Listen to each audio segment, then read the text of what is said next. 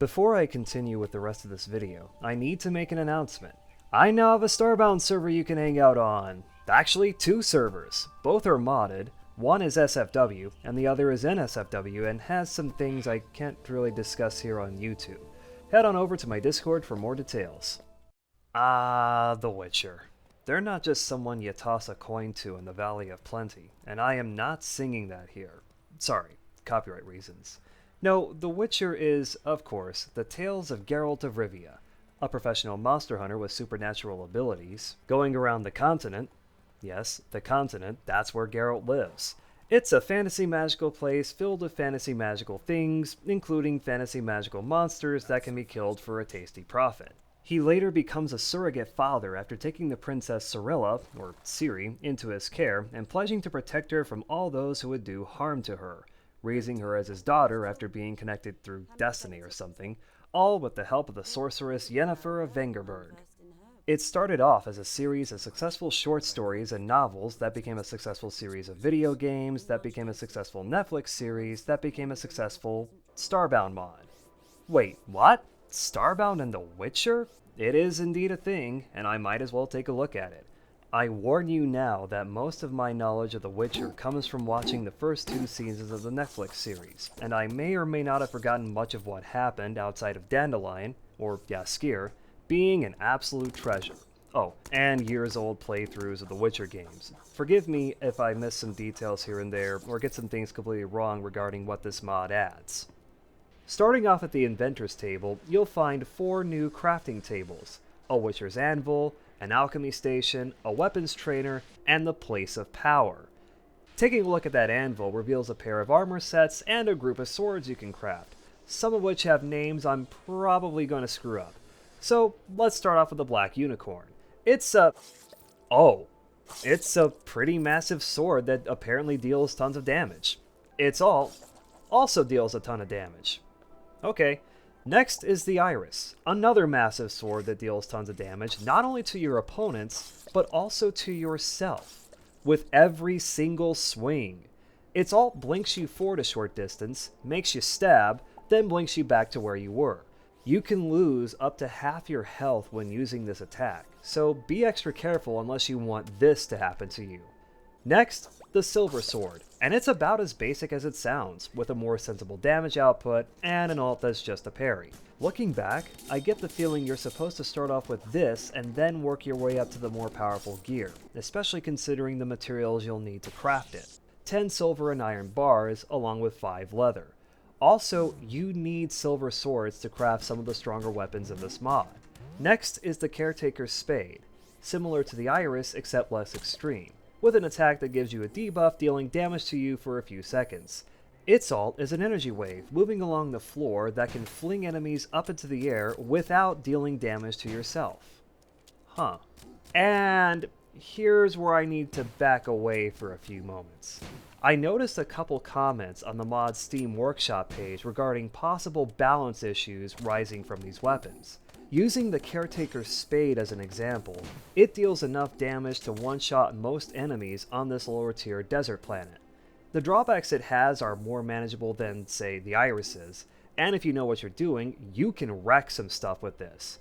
However, higher-tier planets and their rosters of enemies bring some balance back to these weapons, simply because they are stronger and have greater amounts of health. But you can still kill several enemy types on, for example, a volcanic planet with a couple of hits.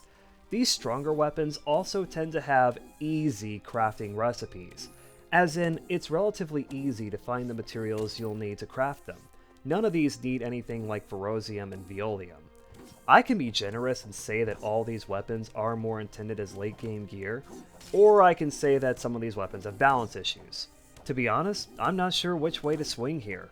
In any case, this is sadly yet another Starbound mod that hasn't been updated in years, not since 2018 in this case, so it's unlikely any possible balance issues will be corrected anytime soon. Going back to this mod's roster of weapons, here's the Winter's Blade. It's basically the same as the Black Unicorn except it deals ice damage. Then there's Zerael, Ciri's sword, which is actually one of the more balanced weapons here.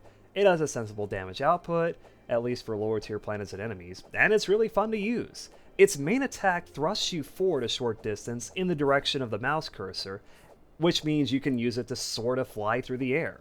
Its ult is a simple blink forward while damaging enemies within a certain radius, not a blink forward, stab, and blink back like the Iris. Finally, Erendite. Its major drawback is that it needs to be charged up. Once charged, you cannot regenerate energy until either your energy meter runs out or you use its ult, which shoots an energy wave that, again, can deal massive amounts of damage. Moving on to the weapons trainer. Despite its appearance, this is another crafting station that allows you to make every sword in this mod one-handed.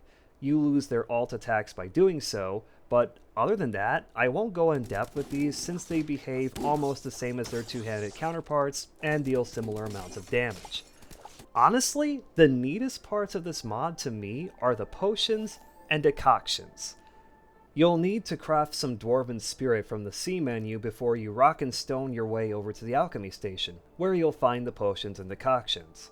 These items aren't too special regarding their abilities. We're talking health boosts, crouching to regenerate, attack bonuses, various means to refill your hunger meter, and so on. They also seem to be based off their counterparts from The Witcher 3. Have you noticed the numbers next to their names? These potions have a set number of uses and can be refilled when necessary. The decoctions, much like their Witcher 3 counterparts, only have one use before they can be replenished. When you first craft these items from the alchemy station, they're empty. To get the full bottle, you need to go to your C menu, find the potions you want to make, craft some Dwarven Spirit if you need to, and, well, there you go.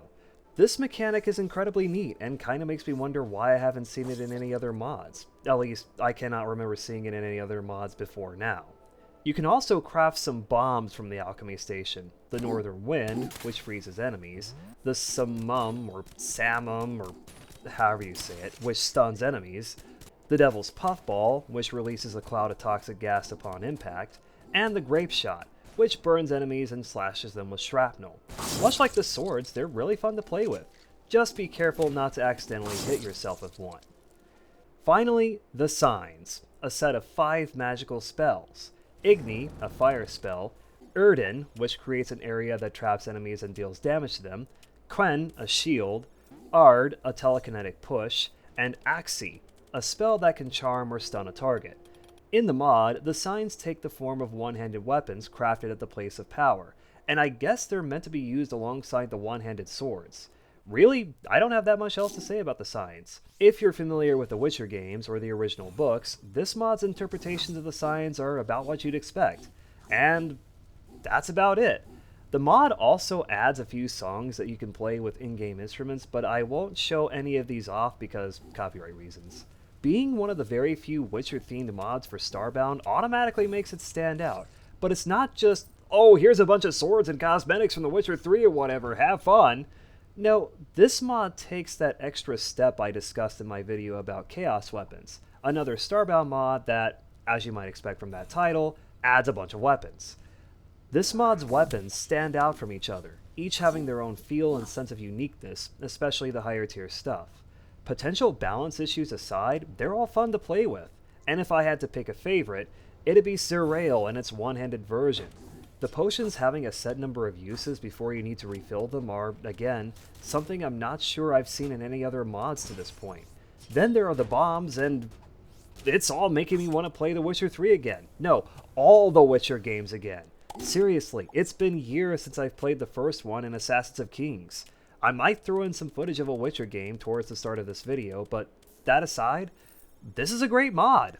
It might have some balance issues, and it hasn't been updated in years, but I still had tons of fun with it. Thank you for watching, and if you like this video and want to see more, I have a Patreon and a Ko-fi you can toss some coins towards.